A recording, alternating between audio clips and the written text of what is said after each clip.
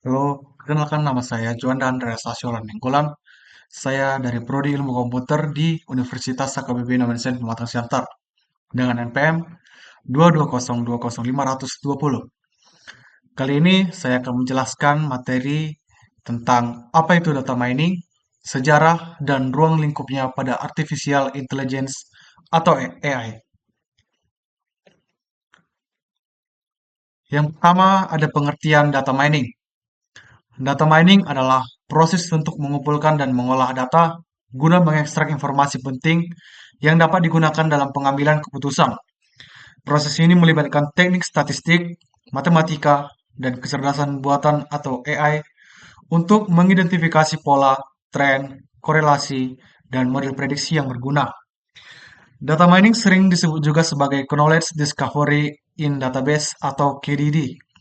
Tujuan utamanya adalah untuk mengubah big data menjadi informasi yang lebih spesifik dan berguna dalam menyelesaikan permasalahan bisnis. Data mining memiliki banyak istilah lain, seperti knowledge extraction, data analysis, dan business intelligence, dan berperan penting dalam ilmu data science dan analitik data. Yang kedua, tujuan data mining. Data mining dilakukan dengan beberapa tujuan utama, yaitu yang pertama sebagai sarana menjelaskan atau explanatory. Data mining digunakan untuk menjelaskan fenomena atau kondisi tertentu, seperti dalam penelitian untuk memahami hubungan antar variabel. Contoh kasusnya adalah dalam bidang kesehatan, di mana data mining digunakan untuk menjelaskan faktor-faktor yang mempengaruhi penyakit. Yang kedua, sebagai sarana konfirmasi atau confirmatory. Data mining juga digunakan untuk menguji kebenaran suatu hipotesis. Dalam bisnis, perusahaan bisa menggunakan data mining untuk mengonfirmasi hipotesis mengenai perilaku pelanggan atau dampak dari strategi tertentu seperti diskon. Yang ketiga, sebagai sarana eksplorasi atau exploratory. Data mining dapat digunakan untuk menemukan pola atau informasi baru yang sebelumnya tidak terdeteksi. Misalnya, dalam sektor keuangan, bank menggunakan data mining untuk mengeksplorasi pola transaksi yang dapat menunjukkan aktivitas penipuan atau anomali lainnya. Secara keseluruhan, data mining membantu mengubah data besar menjadi wawasan yang berguna untuk pengambilan keputusan dalam berbagai sektor. Yang ketiga ada metode data mining. Dalam data mining, terdapat beberapa metode utama yang digunakan untuk menganalisis data. Metode yang pertama yaitu association. Metode ini digunakan untuk menemukan hubungan antar variabel dalam data. Seringkali berbentuk aturan if-then. Contoh aplikasinya adalah analisis keranjang belanja untuk mengidentifikasi asosiasi produk yang sering dibeli bersama. Metode yang kedua yaitu classification. Digunakan untuk memprediksi kelas atau kategori suatu objek berdasarkan data yang sudah ada. Contoh aplikasinya yaitu menentukan kelayakan kredit calon peminjam. Metode yang ketiga ada regression, yaitu teknik untuk menganalisis hubungan antara variabel dependen dan independen. Digunakan untuk memprediksi nilai atau tren. Contoh aplikasinya yaitu memprediksi penjualan berdasarkan harga produk dan pendapatan pelanggan. Metode yang keempat yaitu clustering. Digunakan untuk mengelompokkan data ke dalam grup berdasarkan kemiripan atribut. Contoh aplikasinya yaitu segmentasi pelanggan berdasarkan karakteristik atau perilaku serupa untuk kampanye pemasaran yang lebih efektif. Keempat metode ini membantu dalam menggali wawasan dari data untuk pengambilan keputusan yang lebih tepat. Berikut ada contoh penerapan data mining. Data mining memiliki berbagai penerapan di sektor industri yang beragam. Antara lain yang pertama yaitu di sektor bisnis. Di sektor bisnis ada di pemasaran, yaitu mengidentifikasi karakteristik dan memprediksi perilaku pelanggan. Yang kedua ada analisis pasar, yaitu menemukan korelasi antara produk untuk meningkatkan penjualan. Yang ketiga ada analisis kebutuhan pelanggan, yaitu untuk memahami produk yang menarik bagi pelanggan dan faktor yang menarik pelanggan baru. Yang kedua ada di sektor edukasi. Data mining digunakan untuk memahami karakteristik siswa dan menentukan pola pembelajaran yang efektif. Yang ketiga di sektor asuransi. Digunakan untuk memahami minat nasabah, menawarkan produk yang sesuai, serta mendeteksi penipuan dan risiko klaim. Yang keempat, di sektor perbankan, membantu memprediksi kemungkinan gagal bayar pinjaman untuk meminimalisir risiko kerugian. Yang kelima, di sektor analisis dan manajemen pasar, data mining digunakan untuk target pemasaran, analisis lalu lintas pasar, profiling pelanggan, dan analisis kebutuhan pelanggan. Yang keenam, ada di sektor analisis korporat dan manajemen risiko, membantu dalam perencanaan keuangan, evaluasi aset, dan perencanaan sumber daya, serta memantau persaingan di pasar. Yang ketujuh, di sektor deteksi penipuan dan pola tidak biasa. Teknik data mining digunakan untuk mendeteksi transaksi mencurigakan dan pola anomali, seperti dalam layanan kesehatan, retail, dan asuransi. Secara keseluruhan, data mining meningkatkan efisiensi dan kinerja di berbagai sektor melalui pengambilan keputusan berbasis data dan deteksi pola penting. Berikut adalah sejarah singkat mengenai data mining. Sejarah data mining atau penambang data bermula dari perkembangan ilmu komputer, statistik, dan basis data. Berikut adalah gambaran singkat mengenai perjalanan sejarah data mining. Yang pertama adalah awal mula dan fondasi sekitar tahun 1950-an hingga 1970-an. Di tahun 1950-an, konsep dasar dari analisis data dimulai dengan kemunculan komputer digital pertama yang memungkinkan pengolahan data dalam jumlah besar. Yang kedua di tahun 1960-an, statistik dan teori probabilitas mulai digunakan untuk analisis data. Ini adalah waktu di mana berbagai teknik statistik diterapkan untuk memprediksi pola atau tren dalam data. Yang ketiga di tahun 1970-an, dengan kemajuan komputerisasi, sistem manajemen basis data atau DBMS mulai dikembangkan, memungkinkan penyimpangan dan pengelolaan data dalam jumlah besar. SQL atau struktur query language muncul pada waktu ini untuk mengelola dan mengambil data. Yang kedua, era eksplorasi dan pengembangan awal di tahun 1980-an. Pada tahun 1980-an, penelitian mulai berkembang ke arah pemrosesan data dan pengolahan data lebih besar dengan pengenalan data warehouse yang memungkinkan penyimpanan data dalam jumlah besar dari berbagai sumber. Pembangunan expert system dan neural networks juga dimulai, yang kemudian berperan penting dalam teknik data mining. Di tahun 1989, kelahiran istilah data mining sebagai konsep mulai digunakan dalam artikel dan konferensi-konferensi ilmiah, walaupun pada waktu itu masih terbatas pada bidang riset ilmiah. Yang ketiga, masa kemasan pada tahun 1990-an. Pada tahun 1990-an, data mining mulai berkembang pesat berkat peningkatan kapasitas penyimpanan dan kekuatan komputasi. Data mining secara formal mulai dipelajari dan diterapkan di dunia industri. Algoritma seperti decision trees, neural networks, dan K-means clustering mulai digunakan untuk menggali pola dalam data. Pada tahun 1996, dikenalkan istilah KDD atau Knowledge Discovery in Databases yang mencakup seluruh proses dari pengumpulan data hingga penemuan pola yang berguna. KDD menjadi bagian integral dari dunia akademik dan industri pada saat itu. Pada tahun 1997, konferensi internasional pertama tentang data mining atau ICDM diadakan, menandakan pentingnya bidang ini. Yang keempat, data mining di dunia industri pada tahun 2000-an hingga sekarang. Pada tahun 2000-an, data mining semakin diadopsi oleh banyak sektor industri seperti retail, perbankan, telekomunikasi, dan kesehatan. Dengan adanya big data, muncul konsep baru yang lebih besar dan kompleks seperti big data analytics dan machine learning.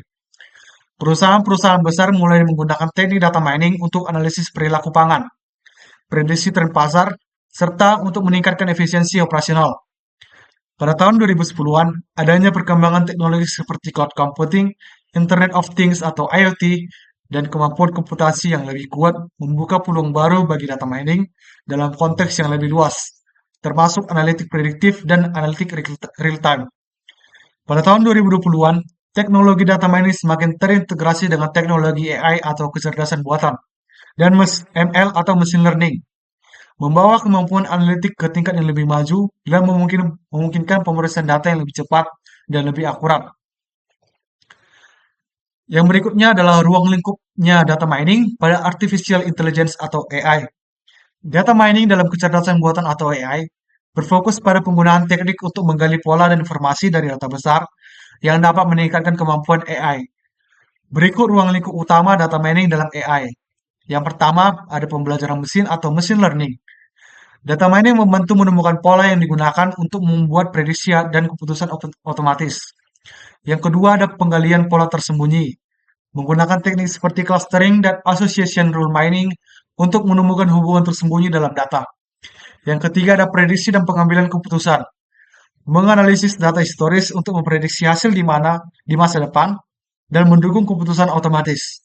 Yang keempat, ada klasifikasi dan pengelompokan, mengategorikan data atau klasifikasi atau mengelompokkan data serupa atau clustering untuk analisis lebih lanjut. Yang kelima, ada pemrosesan bahasa alami atau NLP, menganalisis teks dan bahasa manusia untuk aplikasi seperti analisis sentimen dan chatbot. Yang keenam, ada sistem rekomendasi, menyediakan rekomendasi personalisasi berdasarkan perilaku pengguna. Yang ketujuh, ada deteksi anomali, mengidentifikasi data mencurigakan atau tidak biasa, berguna dalam mendeteksi penipuan atau kesalahan. Yang kedelapan, ada visualisasi data, mengubah data besar menjadi visualisasi yang mudah dipahami untuk analisis data lebih lanjut. Yang kesembilan, ada optimasi, mencari solusi terbaik dalam aplikasi seperti logistik dan pencarian rute. Secara keseluruhan, data mining membantu AI dalam mengambil keputusan cerdas dan menyelesaikan masalah kompleks secara otomatis. Berikut adalah materi singkat mengenai data mining. Halo, kembali lagi bersama saya. Kali ini kita akan membuat tutorial atau cara mendownload dan menginstal Anaconda, Python, dan library yang dibutuhkan untuk di data mining. Berikut catatan yang sudah saya siapkan. Berikut inilah langkah-langkahnya.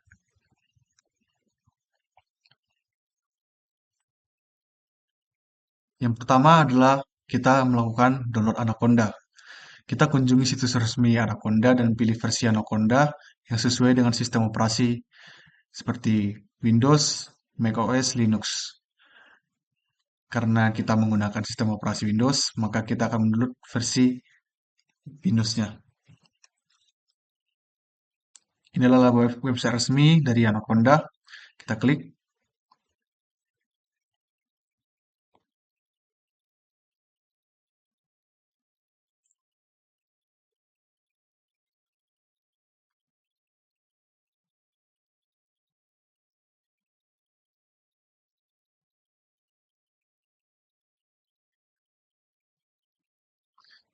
Di sini ada tombol free download. Kita klik tombol ini. Lalu kita skip registration karena kita tidak akan melakukan login melalui email atau mendaftar melalui email. Nah, di sini kita dapat memilih versi Anaconda yang mana kita download. Ada Windows, Mac, dan Linux. Kembali lagi seperti yang saya katakan tadi, karena kita menggunakan sistem operasi Windows, maka kita download yang versi Windows-nya. Kita download, pilih lokasinya di download. Kita tunggu proses downloadnya sampai selesai. Oke, di sini downloadnya sudah selesai dan memakan penyimpanan sekitar 950 MB. Oke, langsung saja kita buka foldernya. Di sini adalah installer daripada Anaconda. Langsung saja kita runningkan aplikasi ini.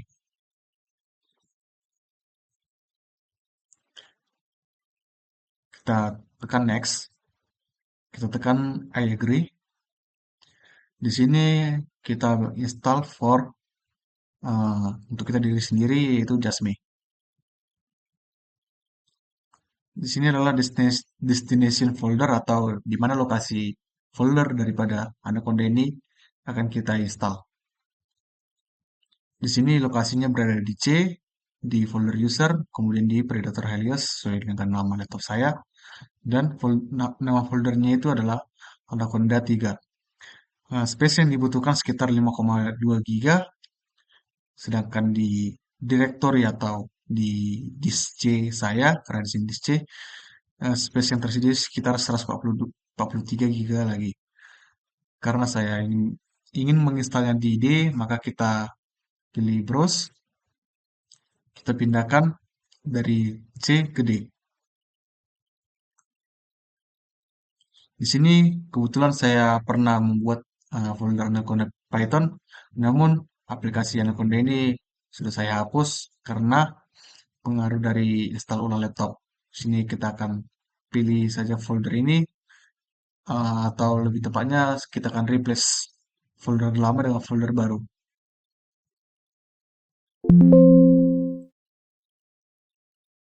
Oh, di sini tidak bisa kita replace, kita harus disuruh membuat folder baru. Oke,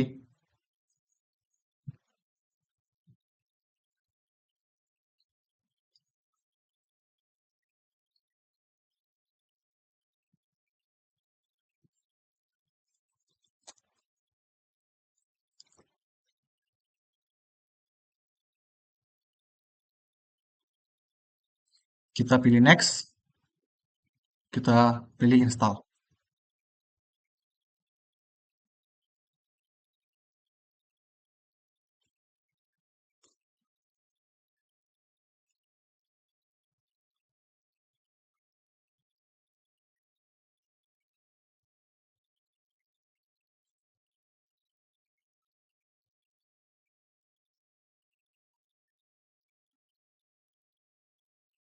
Kita tunggu proses installnya sampai selesai. Oke, bisa kita lihat di layar. Di sini proses instalasi Anaconda-nya telah selesai. Kita pilih atau tekan tombol next. Kita tombol next lagi, lalu finish. Otomatis akan membuka tab di browser yang bertuliskan Welcome to Anaconda, yang berarti proses instalasinya telah selesai. Kemudian, setelah proses instalasi selesai, kita akan mencoba menginstal library yang diperlukan untuk di data mining.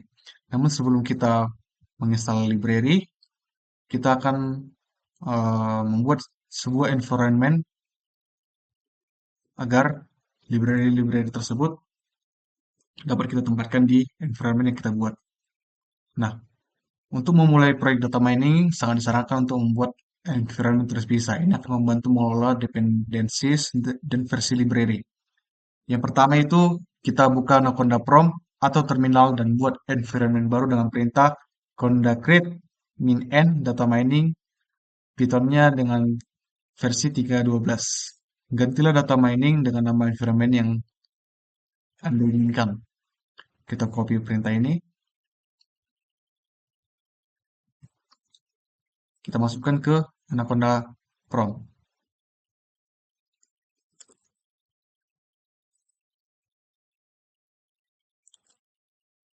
Oke, kita pastikan prompt tadi. Environment-nya kita buat dengan nama 01. Kita tekan enter. Kita tekan di.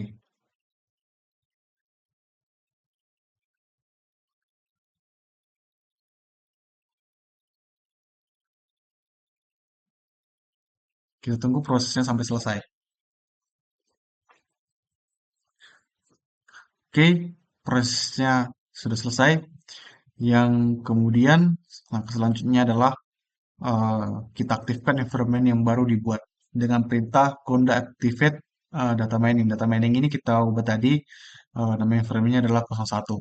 Kita kopas perintah ini, kita masukkan di Anaconda Prompt. Data mining-nya kita hapus dengan nama environment yang kita buat itu adalah 01. Oke, di sini kita bisa lihat ya, dalam kurung ini yang sebelumnya base atau uh, sebelum adanya kita aktifkan environment tersebut, sedangkan di bawahnya adalah 01 yang berarti kita telah mengaktifkan environment 01 yang kita buat tadi. Oke, langkah selanjutnya adalah kita menginstal library yang dibutuhkan untuk data mining.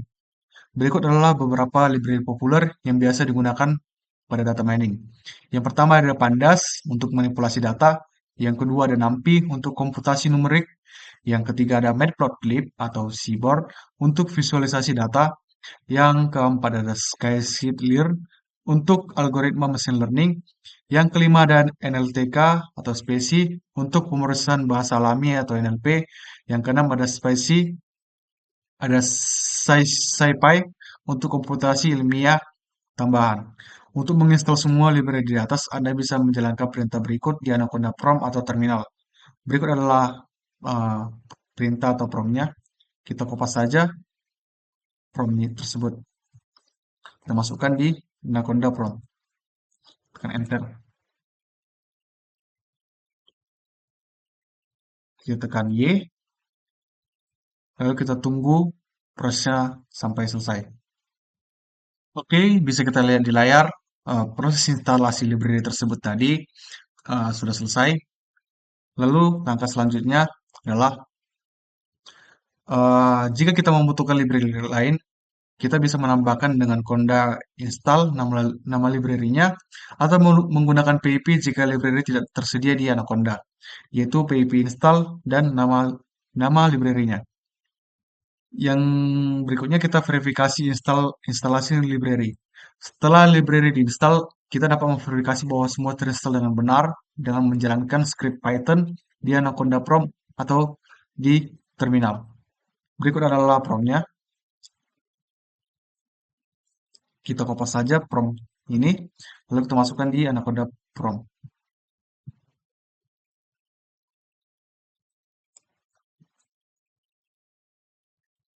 Oh, di sini kita bisa lihat sepertinya ada kesalahan. Oh, sebagai eh, alternatifnya, kita bisa mencoba library tersebut berhasil diinstal dengan menggunakan aplikasi Jupyter Notebook, yaitu di sini. Jupyter Notebook adalah alat yang sangat berguna untuk eksplorasi data dan pengembangan proyek data mining. Kita bisa menginstal dan menjalankan dengan perintah berikut. Kita kopas perintah untuk menginstal Anaconda Jupyter Notebook-nya.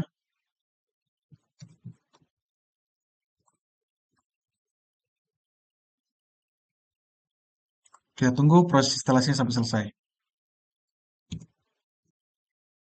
Oke, proses instalasinya telah selesai. Selanjutnya adalah setelah instalasi selesai untuk menjalankan Jupyter Notebook, ketik perintah berikut di terminal atau di Anaconda Prompt, yaitu Jupyter Notebook.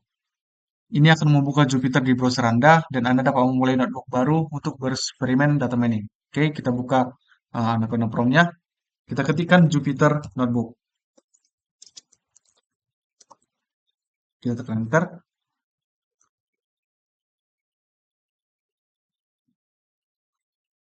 Kita pilih Google Chrome sebagai browser untuk membuka Jupyter Notebook-nya. Oke, ini adalah tampilan awal daripada Jupyter Notebook yang ada di browser. Nah, untuk memverifikasi library ini tadi, yaitu ini, kita akan mencobanya di Jupyter Notebook. Caranya adalah kita buka tadi Jupyter Notebook, kita pilih New, kita pilih Python 3 atau IPy kernel. Nah, di sini adalah shell.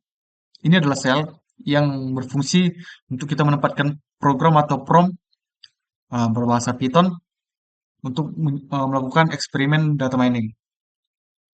Kita kopas perintah ini tadi, kita masukkan di sel berikut ini. Lalu untuk menjalankannya atau merunningkan prompt ini, kita tekan Shift dan Enter. Oke, ini adalah contoh library yang sudah berhasil sesuai dengan yang kita ketik, yang berarti library ini semuanya sudah terinstall dan tidak ada yang error. Demikianlah tutorial menginstal Anaconda Prompt, Jupyter, dan Python, juga library-library yang dibutuhkan dalam data mining. Oke, baik, kembali lagi dengan saya. Kali ini kita akan mengolah data yang berjudul Structured Prediction Dataset menggunakan CRISP-DM. Nah, untuk datanya saya ambil dari Kaggle. lalu kita download dari sini. Karena saya sudah mendownloadnya, lalu itu file ini, lalu saya pindahkan ke folder khusus tempat saya mengolah data. Dan saya buat nama foldernya itu yaitu crispy.dm. Dan ini adalah datasetnya. Kemudian kita buka Anaconda Pro. Kita pilih lokasinya itu di folder data mining. Lalu kita buka folder tersebut dan kita jalankan, kita buka kita buka folder crispy.dm, lalu kita jalankan Jupyter Notebook. Lalu Jupyter Notebook akan muncul seperti ini. Nah, ini adalah uh, file data mining yang sudah saya buat. Kita akan buka. Nah, berikut adalah uh, hasil olahan data set menggunakan crispy.dm. Nah, yang pertama itu adalah kita mengimport library-nya. Kita import semua pustaka yang diperlukan untuk analisis data, pemeriksaan, dan pembuatan model. Berikut adalah beberapa library yang diperlukan. Yang kedua itu kita buat business understanding. Nah, tujuan dari program ini adalah untuk memprediksi kemungkinan risiko stroke berdasarkan fitur medis pasien. Dataset yang digunakan berisi berbagai fitur kesehatan dan informasi pasien. Yang ketiga itu ada data understanding, yaitu kita meluat dataset dari file CSV yang berisi data pasien. Nah, pastikan file ini sudah diunggah ke Google Colab atau ke Jupyter Notebook. Nah, di sini kita bisa lihat ya kawan-kawan. Di sini sudah ada datasetnya yang sudah saya unggah ke Jupyter Notebook.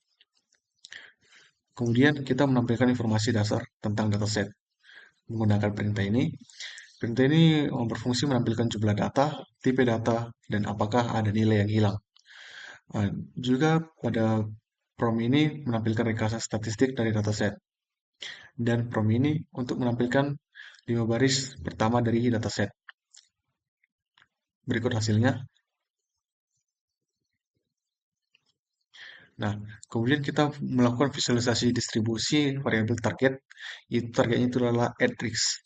Berikut adalah promptnya. Dan hasilnya adalah membuat distribusi label targetnya. Lalu selanjutnya adalah visualisasi distribusi setiap fitur dalam dataset. Berikut promptnya dan akan menghasilkan distribusinya fitur dataset yang ada dalam dataset tersebut. Nah, yang keempat itu ada data preparation, yang itu menghapus data duplikat dan nilai yang hilang. Berikut adalah promptnya. Kemudian ada memisahkan fitur X dan label target Y. Berikut adalah programnya. Yang ini fungsinya untuk menghapus kolom target dari fitur, dan yang ini adalah label targetnya. Kemudian ada normalisasi fitur menggunakan standard scalar agar semua fitur memiliki skala yang sama. Berikut adalah promptnya. Lalu selanjutnya ada membagi dataset menjadi data latih, yaitu 80%, dan data uji, yaitu 20%, agar bisa menguji performa model. Dan promptnya adalah sebagai berikut. Yang kelima yaitu modeling. Kita membuat model random forest dengan 200 pohon keputusan dan kedalaman maksimum 10. Berikut adalah promptnya. Yang ini gunanya untuk melatih model dengan data latih. Hasilnya adalah kita mendapatkan output seperti ini. Kemudian kita membuat model logistic regression sebagai pembanding. Di sini prompt ini kita melatih model dengan data latih yang menghasilkan output sebagai berikut. Kemudian kita menyimpan model dan scalar ke dalam file agar bisa digunakan kembali di masa depan. Berikut adalah file dan hasilnya adalah scalar.pkl. Yang keenam, evaluation. Melakukan prediksi pada data uji menggunakan kedua model. Dengan prompt ini, selanjutnya mengukur akurasi dan skor erosi AOC untuk mengetahui seberapa baik model bekerja dengan menggunakan prompt ini. Kemudian, kita menampilkan hasil evaluasi model dengan menggunakan prompt ini yang menghasilkan akurasi random forest sebesar 91,95% dan akurasi logistik regressionnya sekitar 100%. Lalu ada ROC AOC Random Forest-nya sekitar 0,9800 dan ROC AOC Logistic Regression sekitar 1. Kemudian kita menampilkan Confusion Matrix untuk kedua model. Dengan menggunakan prom ini akan menghasilkan Confusion Matrix keduanya, yaitu Random Forest dan Logistic Regression. Kemudian kita menampilkan fitur importance untuk model Random Forest menggunakan prom ini yang akan menghasilkan output sebagai berikut. Kemudian kita menampilkan laporan klasifikasi untuk model Random Forest dengan menggunakan prompt ini, maka outputnya adalah menampilkan klasifikasi report dari Random Forest. Yang ketujuh, deployment. Kita memberikan informasi bahwa model telah disimpan dan siap digunakan untuk prediksi di masa depan. Dengan perintah, dengan prompt, model dan scalar telah disimpan siap digunakan untuk prediksi data baru. Nah, model yang dimaksud adalah yaitu ada tiga ini. Yang pertama ada logistic regression model.pkl, yang kedua ada random forest model.pkl, dan yang ketiga ada scalar.pkl. Demikianlah pengolahan data menggunakan CRISP-DM yang dapat saya berikan. Sekian dan terima kasih.